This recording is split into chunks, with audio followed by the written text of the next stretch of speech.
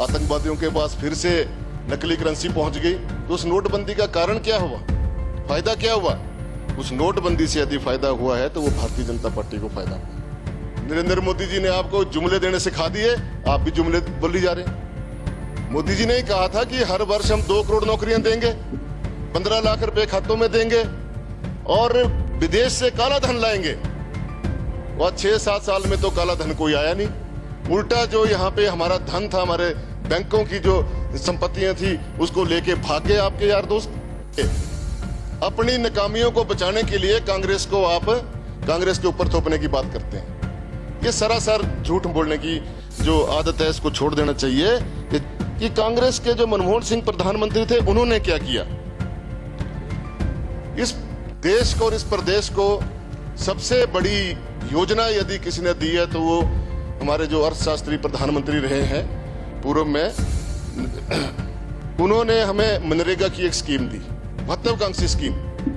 लेकिन आपने तो उसको भी तोड़ मरोड़ के, जहां 1.25 लाख करोड़ रुपया का बजट था, उसको आपकी नरेंद्र मोदी सरकार ने 70 लाख तक पहुंचा दिया। जहां एक गांव में एक टैंक बनता था, उसके लिए आपने उसमें काट छांट कर दे, जहां 1 लाख मिलता था उसको 50,000 में ले आए। और आपने मनरेगा के जो हमारे मजदूर हैं, उनकी दिहाड़ी का इस बजट में कोई प्रावधान नहीं किया। कम से कम उनको भी आप 300-350 रुपए की दिहाड़ी का प्रावधान करते किया। आपने कहा कि हम भर्तियां करेंगे। अभी इन भर्तियां करने को भी पता नहीं साल लगता है, 1.5 साल लगता है, हो पाती है नहीं हो पाती है। लेकिन अभी वर्तमान परिस्थितियों में जो देखने में आता है, हमारे अपने विधानसभा क्षेत्र में स्वास्थ्य विभाग में बहुत सी ऐसी पीएससी हैं जिनमें लैब टेक्नीशियन नहीं है। ये जो जल जीवन योजना जो चला रखी है, धवाला जी ने कल अच्छा प्रश्न लगाया था कि 3 और 5 पाइपें दे रहे हैं। ये सही बात है। हमारे विधानसभा क्षेत्र में भी जब कोई उन्होंने फॉर्म भरवाए लोगों से कि आप ये फॉर्म भरें, आपको जो है 3-3 नलके, 3-3 पाइपें, 5-5 पाइपें आपको नलका लगाने के लिए दी जाएंगी। अब मुझे एक बात बताइए माननीय मुख्यमंत्री महोदय, जो एक एससी बस्ती है जहां पर 50 पाइपें लग के नलका लगना है, वो 5 पाइपें तो आप उसको दे देंगे, वो 25 पाइपें और कहां से लाएगा? 30 पाइपें। आतंकवादियों के पास फिर से नकली करेंसी पहुंच गई। तो उस नोटबंदी का कारण क्या हुआ, फायदा क्या हुआ? उस नोटबंदी से यदि फायदा हुआ है तो वो भारतीय जनता पार्टी को फायदा हुआ। और पहले बजट में आपने 28 स्कीमें दी, फिर दूसरे में आपने 15, तीसरे में 25 और अभी आपने 12 नई योजनाएं दी। आप जो बजट वाइज आप देखिए, जो आपने योजनाएं यहां पर दी इस प्रदेश की जनता की समस्याओं को दूर करने के लिए, उसमें से कौन सी योजनाएं आपकी धरातल पर कार्यान्वित हुई हैं या उससे आम जनता को लाभ मिला है? आपने स्वावलंबन योजना का स्वरूप बढ़ाकर 60 लाख से 1 करोड़ कर दिया। इसका हम स्वागत करते हैं। लेकिन माननीय मुख्यमंत्री महोदय, ये 1 करोड़ रुपया मिलेगा किसको? मैं नहीं समझता कि इसमें कोई साधारण जो व्यक्ति है या बेरोजगार जो नौजवान साथी है उसको इसका कोई लाभ मिलेगा या उसको लोन मिलेगा। पहले बात तो बैंक लोन नहीं देते, गारंटी मांगते हैं और 5-5, 6-6 महीने घुमा रखते हैं, साल भर भी घुमा रखते हैं। तो ये इस प्रकार की जो घोषणाएं हैं, इसको सही तरीके से यदि कमिटमेंट के साथ आपने धरातल में लाना है तो इसके लिए सही तरीके से योजना बनाने की जरूरत है। और एक यहाँ पर निजी बस ऑपरेटर जो कोरोना काल में आप बार बार बोलते हैं कि कांग्रेस ने कुछ नहीं किया, आप अपनी सरकार की बात करते हैं। माननीय मुख्यमंत्री महोदय, सरकार की जिम्मेवारी थी कि कोरोना काल के समय में आप जितना आपने किया से ज्यादा करते। लेकिन आपका यह कहना कि कांग्रेस ने कुछ नहीं किया, यह हजम होने वाली बात नहीं है। कांग्रेस के कार्यकर्ताओं ने भी बहुत कुछ किया, कांग्रेस के विधायकों ने भी बहुत कुछ किया और हमारे युवा कांग्रेस के लोगों ने, महिला कांग्रेस के लोगों ने, सेवा दल के लोगों ने और जो इस प्रदेश में जो एनजीओज हैं, सामाजिक कार्यकर्ता हैं, सामाजिक संस्थाएं हैं, उन्होंने भी बहुत कुछ किया। उन्होंने अपनी जेब से पैसे। फिर यह कहना कि कांग्रेस के लोगों ने 13 करोड़ का बिल दे दिया। आपके पास कौन सी ऐसी ऑथेंटिसिटी है कि जो 13 करोड़ के बिल आपके पास कहीं पड़े हैं या आपके पास कोई जानकारी है तो उसको सदन में रखें? और आप हमने नहीं दिए, और हमारे जो प्रदेश के अध्यक्ष उन्होंने भी मना किया। ये सिर्फ एक आप जनता को गुमराह करने के लिए, अपनी नाकामियों को बचाने के लिए कांग्रेस को आप कांग्रेस के ऊपर थोपने की बात करते हैं। ये सरासर झूठ बोलने की जो आदत है इसको छोड़ देना चाहिए। ये जुमलेबाजी अब बंद कर दीजिए। नरेंद्र मोदी जी ने आपको जुमले देने सिखा दिए, आप भी जुमले बोली जा रहे हैं। मोदी जी ने ही कहा था कि हर वर्ष हम 2 करोड़ नौकरियां देंगे, 15 लाख रुपए खातों में देंगे और विदेश से काला धन लाएंगे। वह 6-7 साल में तो काला धन कोई आया नहीं। उल्टा जो यहाँ पे हमारा धन था, हमारे बैंकों की जो संपत्तियां थी, उसको लेके भाग गए आपके यार दोस्त। उनका कुछ भी नहीं हो सका आप लोगों से। और इस प्रकार की बातें करना कोई अच्छी बात नहीं है। फिर आप बोलते हैं कि कांग्रेस के जो मनमोहन सिंह प्रधानमंत्री थे उन्होंने क्या किया। इस देश को और इस प्रदेश को सबसे बड़ी योजना यदि किसी ने दी है तो वो हमारे जो अर्थशास्त्री प्रधानमंत्री रहे हैं पूर्व में, उन्होंने हमें मनरेगा की एक स्कीम दी, महत्वाकांक्षी स्कीम। लेकिन आपने तो उसको भी तोड़ मरोड़ के, जहां 1.25 लाख करोड़ रुपया का बजट था, उसको आपकी नरेंद्र मोदी सरकार ने 70 लाख तक पहुंचा दिया। जहां एक गांव में एक टैंक बनता था, उसके लिए आपने उसमें काट छांट कर दे, जहां 1 लाख मिलता था उसको 50,000 में ले आए। और आपने मनरेगा के जो हमारे मजदूर हैं उनकी दिहाड़ी का इस बजट में कोई प्रावधान नहीं किया। कम से कम उनको भी आप 300-350 रुपए की दिहाड़ी का प्रावधान करते।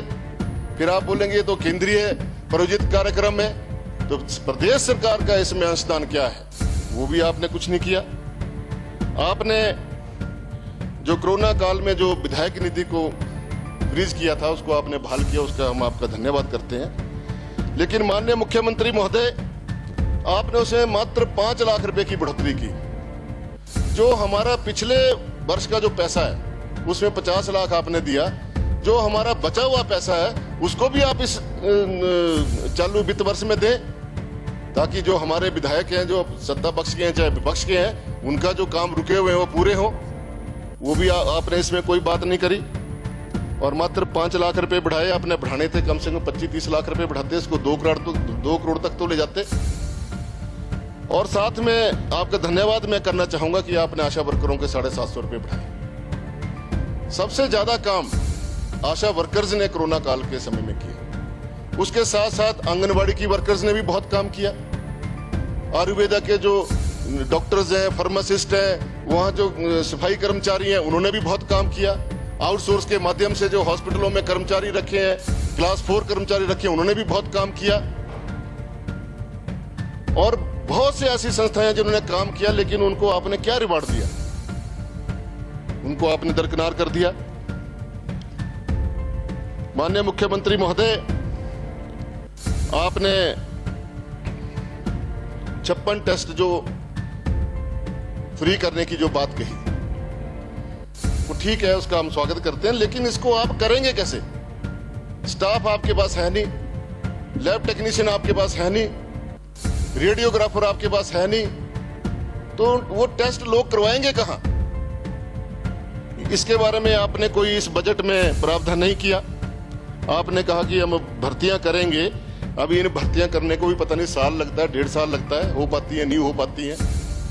लेकिन अभी वर्तमान परिस्थितियों में जो देखने में आता है, हमारे अपने विधानसभा क्षेत्र में स्वास्थ्य विभाग में बहुत सी ऐसी पीएससी हैं जिनमें लैब टेक्नीशियन नहीं है, टेक्नोक्रेट नहीं है।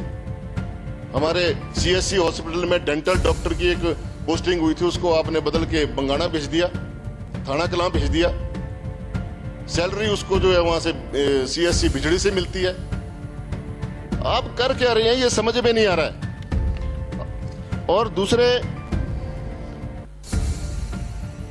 मनमोहन सिंह जी के समय में 75,000 करोड़ रुपए के कर्जे माफ हुए थे। और आईआईटी, आईआईएम सेंटर और सेंट्रल यूनिवर्सिटी ये मनमोहन सिंह की देन है। 3 मेडिकल कॉलेज मनमोहन सिंह की देन है। Right to education, right to food और आरटीआई, दूरसंचार क्रांति, ये सारे के सारे कांग्रेस पार्टी की देन है। भाई आप लोगों ने तो कुछ ऐसा कुछ दिया ही नहीं है इस देश को। ना इस प्रदेश को आप स्वर्णिम यात्रा की बात करते हैं। अभी आपने भारी भरकम रथ बनाने करोड़ों रुपया खर्च कर देंगे उसमें, हम नहीं बैठेंगे। हम आज तक रथ में बैठे ही नहीं।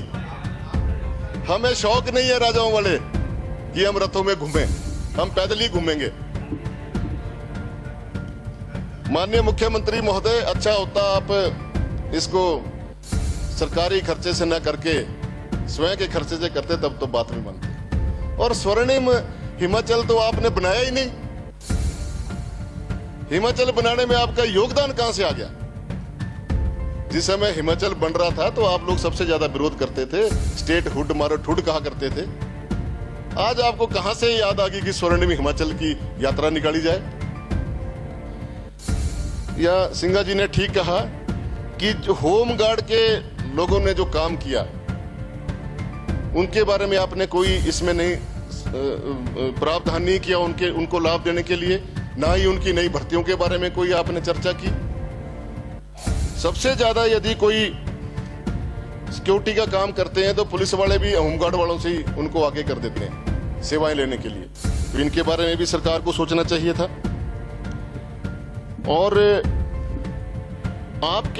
आपने जीरो टॉलरेंस वाली बात करी कि हमारा जो 3 साल में कोई भ्रष्टाचार नहीं हुआ। माननीय मुख्यमंत्री महोदय, आपका कोई कार्यालय ऐसा नहीं है जिसमें भ्रष्टाचार नहीं हो रहा है।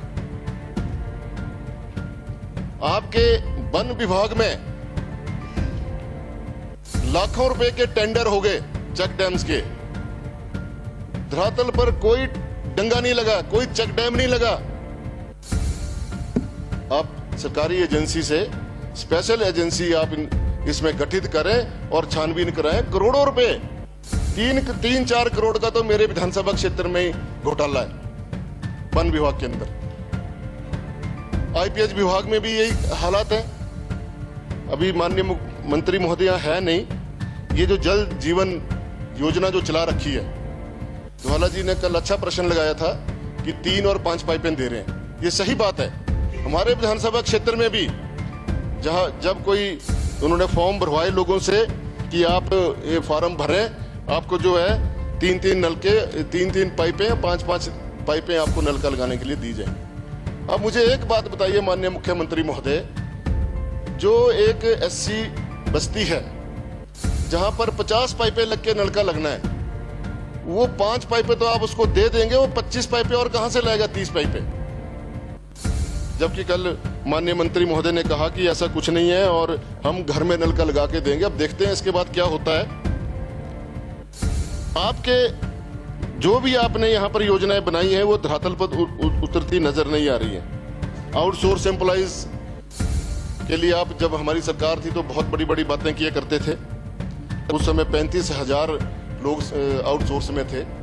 आज मेरे ख्याल लगता है डबल ही हो गए होंगे जो भी आज परिस्थितियां हैं। तो माननीय मुख्यमंत्री महोदय, आपने बजट में कोई उनकी ठोस नीति बनाने के लिए कोई चर्चा नहीं की। जो हमारे वोकेशनल टीचर लगे हैं उनका जो शोषण हो रहा है, जो कंप्यूटर टीचर लगे हैं उनका जो शोषण हो रहा है, आप उनको 300, 400, 500 रुपए देकर जो है खुश कर रहे हैं, जबकि उनकी मनोस्थिति ऐसी हो गई है, उनको अपने परिवार चलाने मुश्किल हो गए हैं, उनका भविष्य सुरक्षित नहीं है। उसके बारे में आप कोई ठोस कार्रवाई करते। बहुत समय मिला आपको कोरोना काल में इन सारी समस्याओं को आप बैठ के समझते, उसके बारे में बातचीत करते, तो शायद ये आप इसमें कुछ अच्छा कर पाते। Please 2 minute sir.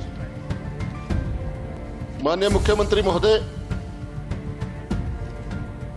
ऐसे ही बिजली विभाग में आप जिस समय हमारी सरकार थी यहाँ पे, तो आप कहा करते थे रिटायर्ड और टायर्ड गवर्नमेंट। आज क्या हो रहा है? आज आप एक्सटेंशनों पे एक्सटेंशन दिए जा रहे हैं। क्या कारण है? आज आपका वो कहां चला गया वो नारा रीएम्प्लॉयमेंट जो आप दिए जा रहे हैं, और जो प्रमोशन के लिए लोग बैठे हुए हैं उनसे वंचित किया जा रहा है। बिजली विभाग में आपने एमडी को एक्सटेंशन दे दी 6 महीने की। इसी प्रकार से पटवारियों को एक्सटेंशन दे रहे हैं, कानूनों को दे रहे हैं, वन विभाग में आप रेंज अफसरों को दे रहे हैं। क्या कारण हो गया? जो बातें आप यहाँ पे किया करते थे वो आज आप उन्हीं को शर्तें लागू कर रहे हैं, इसलिए हमारी सरकार ठीक ही कर रही थी, इसका मतलब है, इसका तो यही नतीजा निकलता है। सभापति महोदय बार बार बोल रहे हैं कि अब छोड़ दें। सभापति महोदय, मैं 2 मिनट लूंगा, फिर आप अपनी बात समाप्त कर दूंगा। जो हमारे हॉस्पिटल के जो हालात हैं, सिविल हॉस्पिटल हमारा बड़सर में बनना था, उसका भी कोई प्रारूप नहीं बना। कम्युनिटी हेल्थ सेंटर हमारा ढटवाल क्षेत्र में बनना था, वो नहीं हो रहा है। हमारा भोटा के अंदर एक PSC सेंटर है जो 24/7 जो है वो ओवर क्राउडेड है, लेकिन वहाँ पर नर्सिस की पोस्टें नहीं है पूरी, एक स्टाफ नर्स है और उनको जो वहाँ पर डेपुटेशन में PSC से जो है नर्सों को वहाँ भेजा जाता है। इसके बारे में माननीय मुख्यमंत्री महोदय आप विशेष ध्यान दें। बहुत सी बातें करने को थी लेकिन समय की कमी है। सभापति महोदय, इन्हीं बातों के साथ मैं अपनी आवाज को बंद करता हूं और साथ में ये भी कहता हूं कि ये जो बजट है ये दिशाहीन है और नई अटैची में पुराने कपड़े भर के लाया गया है।